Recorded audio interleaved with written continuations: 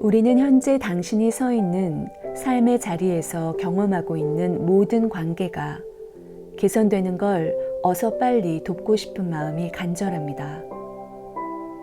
하지만 그에 앞서 긴장을 풀고 몸을 받아 태어날 때부터 육신의 죽음에 이를 때까지 인간들의 교류가 대개 어떻게 이루어지는지 그 길을 우리와 함께 걸어보는 것이 가치가 있을 것입니다.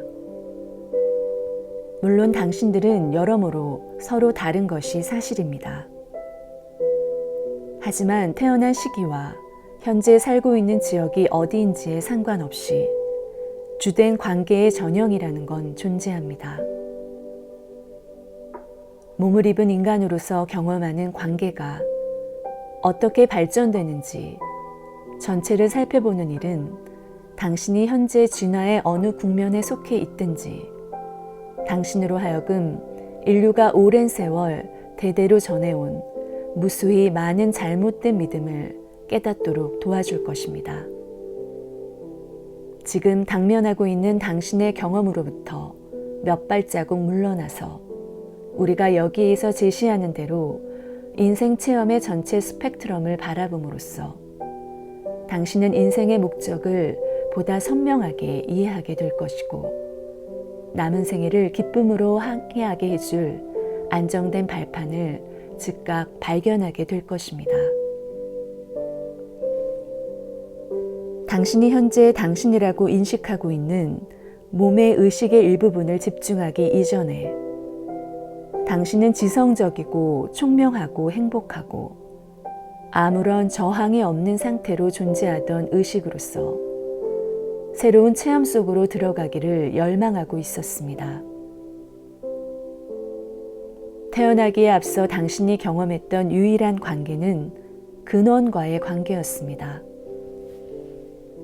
하지만 그때 당신은 비물질 상태였고 아무런 저항이 없었으므로 분리라는 것을 경험할 수가 없었습니다.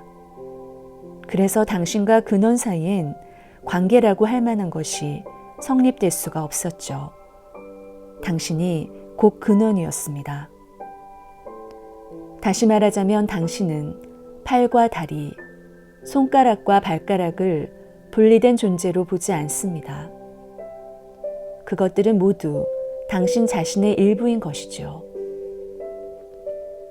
그러니 다리와 자신과의 관계에 대해 설명하려고 애쓰는 사람은 없습니다. 자신의 다리가 곧 자신이라는 것을 너무나 잘 알고 있기 때문이죠. 그와 마찬가지로 당신은 몸을 받아 태어나기에 앞서 당신의 근원 혹은 인간들이 흔히 신이라 부르는 것과 진동적으로 서로 얽혀 있었습니다.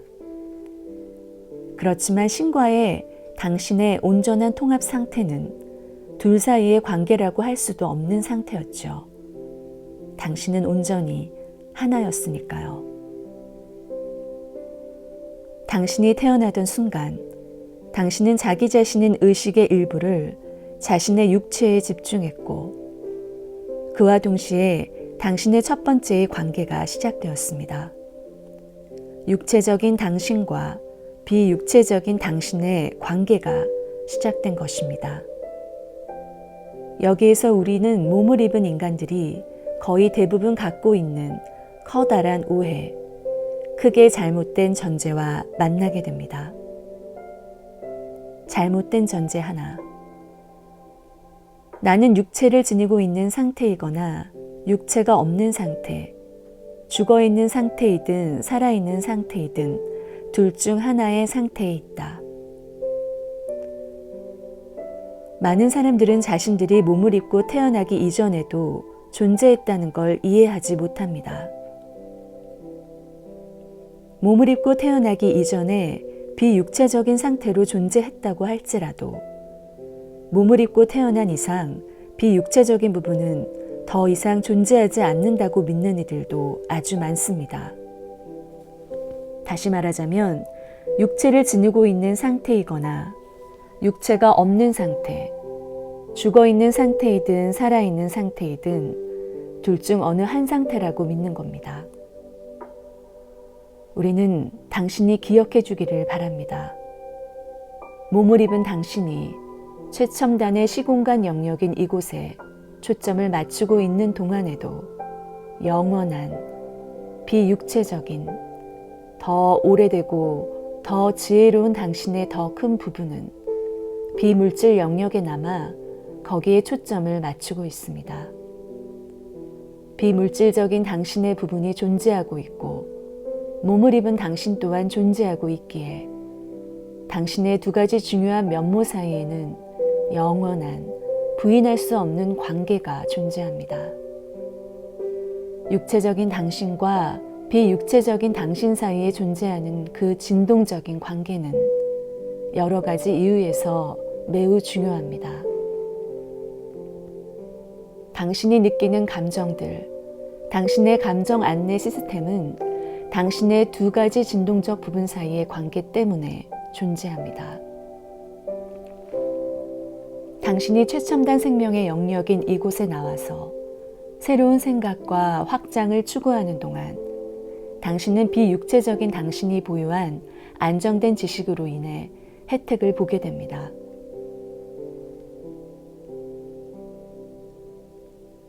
당신의 다른 모든 관계들, 즉 다른 사람들, 동물들, 당신의 몸, 돈, 개념들, 생각들, 삶 자체와의 관계는 가장 중요한 관계인 작은 당신과 큰 당신의 관계에 의해 깊은 영향을 받습니다. 물론 당신의 육신의 부모는 당신에게 대단히 중요합니다. 왜냐하면 그분들이 서로 관계를 맺지 않았더라면 당신은 지금의 물리적 형상으로 존재하지 않았을 것이기 때문입니다. 하지만 부모와의 관계를 둘러싼 많은 오해들, 우리가 잘못된 전제들이라 부르는 것이 존재합니다.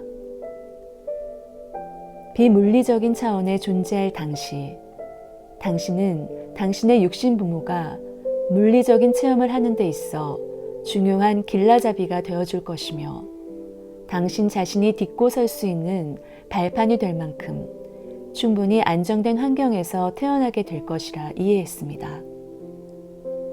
당신은 자신의 부모나 그들과 비슷한 사람들이 당신을 맞아줄 것이며 새로운 환경에 적응하게 해줄 것이라 알고 있었습니다. 적응해야 할 기간이 있으리라는 것도 알고 있었고 자신을 반갑게 맞아줄 그 사람들이 엄청 고맙게 느껴졌습니다. 당신은 이미 물질 환경에 적응한 부모님들이 음식과 둥지를 마련하고 물질적으로 안정될 수 있도록 자신을 도와줄 것임을 이해하고 있었습니다. 하지만 당신의 인생 목표를 그들로 하여금 대신 결정하게 하겠다는 의도는 애초에 없었습니다. 당신의 인생 행로를 그들로 하여금 올바르고 효과적으로 안내하도록 맡길 생각도 없었습니다. 사실상 인간으로 태어나기 이전에 비물리적인 관점에서 당신은 이미 알고 있었습니다. 당신이 태어나게 될 날, 당신이 지니고 있을 개인적인 안내 장치가 당신을 맞아줄 어른들의 안내 장치보다 더욱 온전한 것일 거란 사실을, 다시 말하자면 당신이 몸을 받아 처음 태어났을 당시 작은 당신과 큰 당신, 즉 당신의 비물리적 내면 존재 사이의 관계는 사실상 여전히 순수하고 긍정적인 하나의 에너지에 가까웠습니다. 그러나 몸속에 깃든 바로 그 첫 며칠 동안 당신은 새로운 지구 환경의 물리적 견지에서 개인적인 관점을 획득하기 시작함에 따라 자신의 의식 안에서 일종의 점진적인 대변화를 경험하기 시작했습니다. 그리고 그 과정에서 당신의 에너지, 즉 의식은 하나가 아닌 둘이 되었습니다. 다시 말하자면 엄마 품에 안긴 아기로서 당신은 당신의 내면에서 두 개의 진동적 시점이 활성화되는 것을 경험한 것입니다. 그리하여 그때부터 당신은 감정을 느끼기 시작한 것이지요. 당신은 우주와 행성지구, 그리고 존재하는 모든 것이 이미 완전하고 행복하고 충만하다는 웰빙에 대해 절대적인 알을 지니고 있던 환경에서 이제 막 도착했기에 어머니가 자신을 안고 당신에 대해 걱정을 하자 불편한 감정을 느꼈습니다. 부모님들이 삶의 무게에 압도되어 있을 때에도 당신은 불편한 감정을 느꼈습니다. 그들이 순수한 사랑과 감사의 마음으로 당신을 바라볼 때에는 근원과 일치된 그들의 존재 상태를 느끼곤 편안한 감정을 느꼈습니다. 하지만 갓난 아기였을 때에도 당신은 그들이 근원과 일치된 상태에서 그 빛을 당신에게 비추어 주어야 할 의무가 그들에게 있는 것은 아님을 이해하고 있었습니다. 걷지도 못하고 말도 아직 하지 못했을 당시에도 당신은 당신에게 편안한 안식처가 되어주고 당신을 위해 근원과 일치된 에너지를 주는 일이 그들의 몫은 아니라는 걸 기억하고 있었습니다. 그것은 당신 자신이 해야 할 일이었고 당신은 그것을 해낼 것이 분명했으며 그 사실을 알고 있었습니다. 그러는 중에도 당신은 조화롭게 정렬된 하나됨 속으로 쉽게 철수할 수 있었고 그래서 자주 잠에 빠져들었습니다. 물리적 환경 속으로 들어올 때 당신은 이미 알고 있었습니다. 이곳에 오자마자 즉시 대조적인 것들로 에워싸이게 될 것이라는 것과 이러한 대조가 당신이 창조하게 될 인생 체험의 중추를 제공하게 될 것임을 이 지구 환경 속에 존재하는 것 자체만으로도 당신에게는 자동적으로 좋아하는 것과 싫어하는 것들이 생기게 되고 당신이 원하는 것이든 원치 않는 것이든 당신에게 유익함을 안겨준다는 것을 무엇보다도 당신은 당신 자신을 위해 선택을 하게 될 혹은 선택을 할 수 있는 사람은 자기 자신, 오직 자기 자신일 뿐임을 알고 있었습니다. 하지만 부모들의 삶 속으로 끼어들게 되자 그들은 당신에 관해 당신이 모든 선택의 당사자라는 사실을 대부분의 경우 까맣게 망각한 상태였습니다. 그로 인해 또 다른 잘못된 전제가 생기게 됩니다. 잘못된 전제 둘. 부모님들은 내가 태어나기 전부터 오랫동안 여기에 있었기 때문에 또 그들은 나의 부모이므로 나를 위해 무엇이 옳고 그른지를 나보다 더 잘 알고 계신다. 당신은 자신의 믿음이나 바람 또는 행동이 적절한지의 여부를 판단하는 데 있어 부모님의 견해에 비중을 크게 둘 생각은 애초에 없었습니다. 오히려 당신은 감정의 형태로 제공되는 완벽한 안내 장치를 통해서 당신 자신의 현재 생각들과 내면의 근원이 지닌 견해 또는 삶의 차이를 당신 스스로 알 수 있다는 것을 자각하고 있었고 태어난 지 오랜 후에도 이를 여전히 기억하고 있었습니다. 설령 부모님이 자신들의 감정 안내 시스템과 조화를 이룬 상태에서 당신을 이끌어가려 시도하는 순간에라도 당신 자신의 감정 안내 시스템을 부모님의 것으로 대체할 생각은 없었습니다. 자신만의 안내 시스템을 알아차리고 그것을 활용하는 것이 당신에겐 대단히 중요합니다. 타인들로부터 옳다 인정을 받는 것과는 비교할 수가 없죠. 다 자라서 가정을 떠난 지 오랜 후에도 사람들이 조화로운 삶을 유지하지 못하는 많은 이유가 자기 자신의 안내 시스템을 사용하는 대신 부모의 인정을 받으려 애쓰는 데 있습니다. 자신의 내면에서부터 나오는 진동과 일치를 이루는 대신 부모나 다른 사람들의 견해에 자기를 맞추려 애쓰게 되면 그때마다 당신은 자신의 자유를 짓밟히고 있다는 느낌을 받게 됩니다. 먼저 작은 당신과 큰 당신의 일치를 구한다면 부모님과도 놀랍도록 멋진 관계를 가질 수 있게 됩니다. 작은 당신과 큰 당신이 일치를 이루지 못하면 어떤 관계도 제대로 꽃을 피울 수가 없습니다. 당신이 첫째로 태어났든 둘째로 태어났든 집안에 아이가 여러 명일 경우엔 당신과 부모의 역학관계가 바뀌게 됩니다. 관계하는 사람이 많아질수록 개인적으로는 근원과의 일치를 이루어지기가 어려워지지만 반드시 그런 것만은 아닙니다. 가족의 역학관계는 대개 다음과 같습니다. 어머니와 아버지는 자신들의 안내 시스템을 의식적으로 알아차리지 못하고 따라서 자기 자신에게뿐 아니라 서로에게도 일체의 모습을 보여주지 못합니다.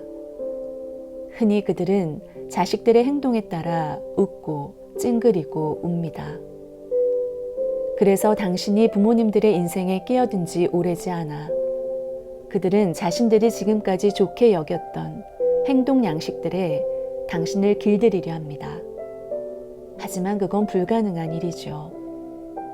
그들은 진정한 자기 자신과 일치를 이루려 하는 대신 자신들의 기분이 더 좋아질 수 있도록 당신에게 말과 행동을 바꾸라고 요구하기 일쑤입니다. 네가 말과 행동과 습관을 바꾼다면 그걸 지켜보는 우리의 기분이 더 나아질 거야. 우리의 행복은 그러니 너에게 달려 있어. 이것이 바로 조건적인 사랑입니다. 둘째 아이가 태어나면 부모님은 첫째를 더욱더 통제하려 하고 그에 따라 첫째에겐 더욱더 혼란이 가중됩니다. 이제 첫째 아이는 자신의 행동에 대해 부모님의 눈치를 볼 뿐만 아니라 다른 아이에 대한 부모님의 반응까지도 살피기 바쁩니다. 새로운 사람이 관계 속으로 섞여 들어올 때마다 왜곡과 혼란이 일어날 가능성이 기하급수적으로 늘어나게 됩니다. 함께 살아가는 사람들의 요구와 바람에 맞춰 자신의 행동의 정당성을 확보하려는 시도는 성공할 수 없습니다. 사람들의 성격과 관심, 의도, 인생의 목적이 저마다 다른데 어디에 표적을 맞출 수 있겠습니까?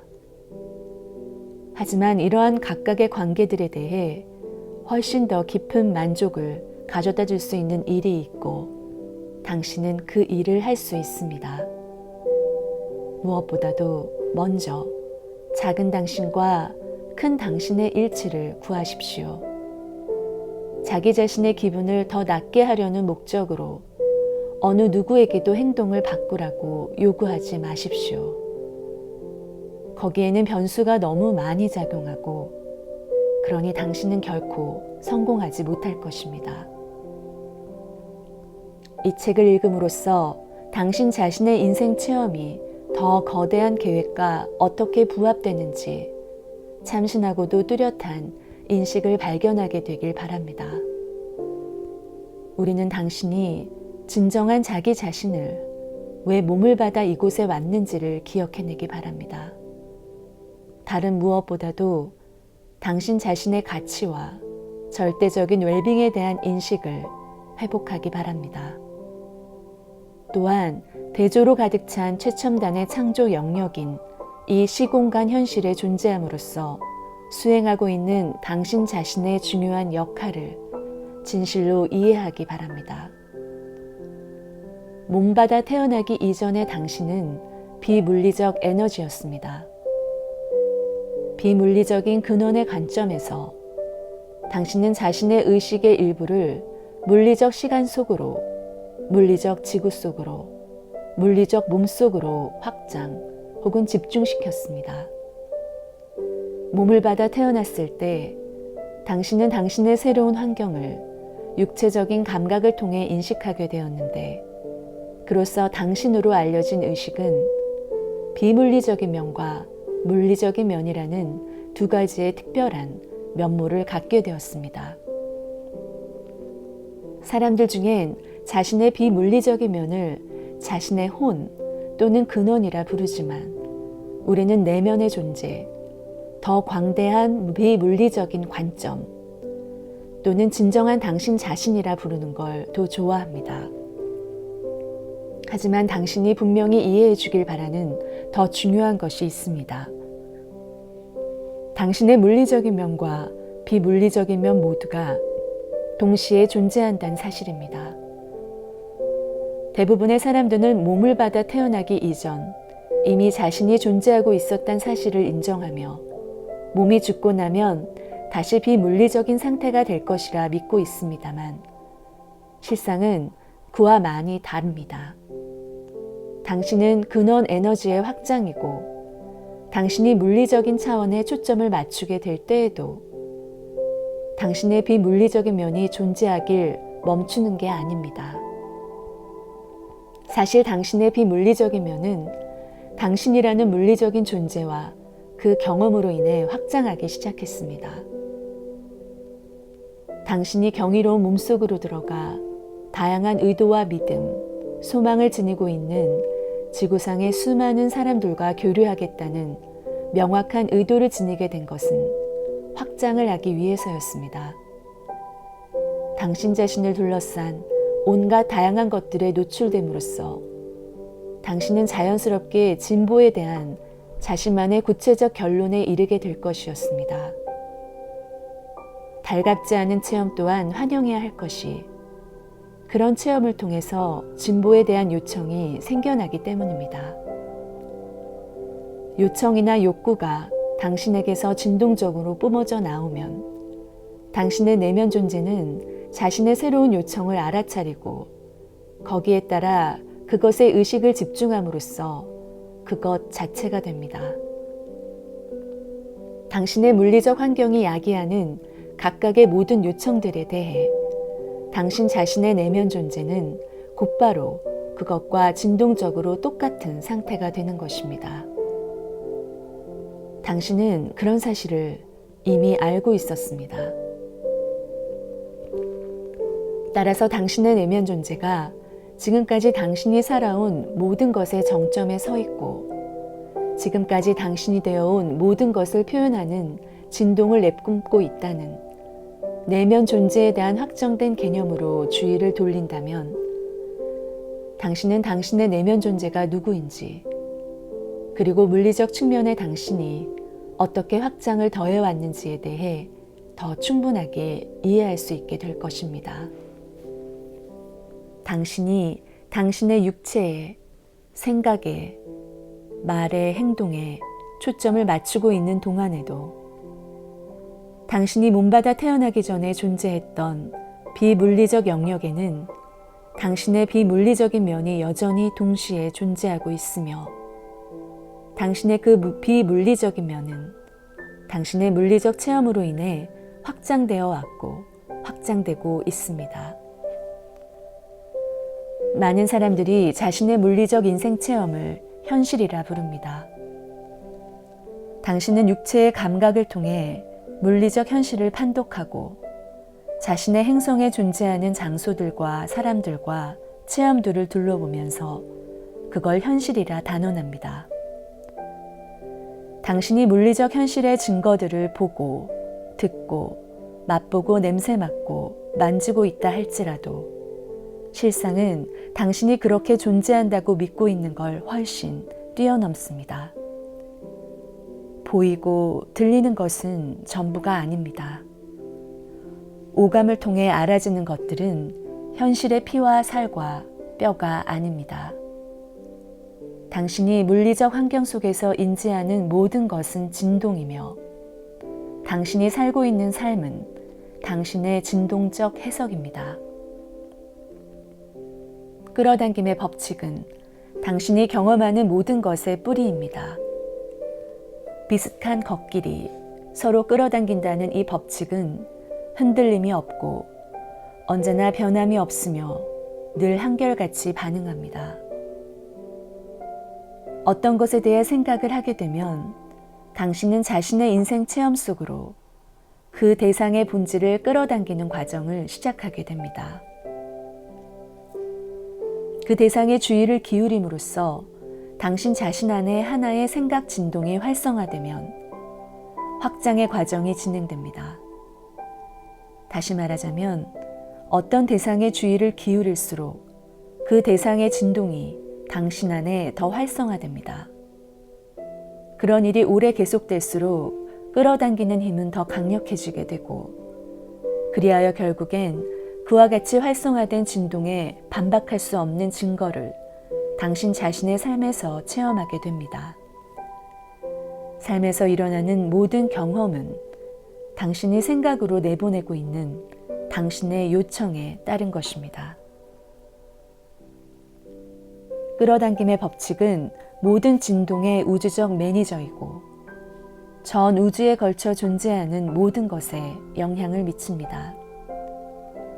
따라서 끌어당김의 법칙은 당신의 물리적인 생각의 진동적 내용물에 반응하고 있는 것과 동시에 당신의 내면 존재의 진동적 내용물에도 반응하고 있는 중입니다. 그처럼 강력한 당신의 비물리적인 면, 그리고 끌어당김의 법칙이 거기에 반응함으로써 초래되는 결과에 주목하시기 바랍니다. 당신의 물질 삶으로 인해 어떤 요구가 생겨날 때마다 마치 로켓을 발사하듯 진동적인 요청을 쏘아 올리게 되고, 그걸 수신한 당신의 내면 존재는 당신의 요청에 부합하는 확장된 진동 상태가 됩니다. 그러한 확정의 과정에 대한 자각을 돕기 위해 우리는 그것을 당신의 진동 증서 혹은 당신의 진동적 현실이라 불러왔습니다. 그것이 바로 가장 멀리까지 확장된 당신의 모습입니다. 끌어당김의 법칙이 물리적 현실 속에서 당신이 제공하는 생각과 말과 행동에 반응하고 있는 것과 마찬가지로 당신의 진동적 현실에도 언제나 강력하게 반응하고 있습니다. 그리고 모든 진동의 우주적 매니저인 끌어당김의 법칙이 새로이 확장된 당신의 내면 존재가 제공하고 있는 명료한 진동에 반응할 때 강력하게 소용돌이치는 끌어당김의 볼텍스가 생겨나게 됩니다. 그러니 지금 여기에 하나의 볼텍스가 생성되고 있습니다. 그 볼텍스에는 당신에게서 방사되어 온 모든 요청과 수정된 요청들, 당신의 모든 요구 사항들이 하나하나 빠짐없이 담겨 있습니다. 그리고 지금 끌어당김의 법칙이 그 볼텍스에 반응하고 있습니다. 끌어당김의 법칙이 순수하고 저항이 없는 집중된 소망에 반응함에 따라 소용돌이치며 돌고 도는 볼텍스와 그 끌어당김의 힘을 한번 상상해 보십시오. 그 볼텍스는 거기에 담겨있는 온갖 요청들을 실현하기 위해 필요한 모든 것들을 문자 그대로 끌어당기고 있습니다. 소망에 상응하는 창조의 완성을 위해, 물음에 대한 답을 하기 위해, 문제의 해결책을 위해 필요로 하는 모든 협력적 구성품들이 소환되어 끌려오고 있습니다. 이 책의 목적은 당신으로 하여금 창조의 과정을 기억해내게 돕는 데만 있는 게 아닙니다. 당신의 고향이라 할 순수하고 긍정적인 에너지의 터전을 기억해내게 돕는 것만이 이 책의 목적이 아닙니다. 당신으로 하여금 이 볼텍스의 파워를 기억해내고 당신의 감정 안내 시스템을 상기하여 당신의 볼텍스의 진동 주파수를 의식적이고 의도적으로 성취할 수 있도록 하기 위해서이기도 합니다.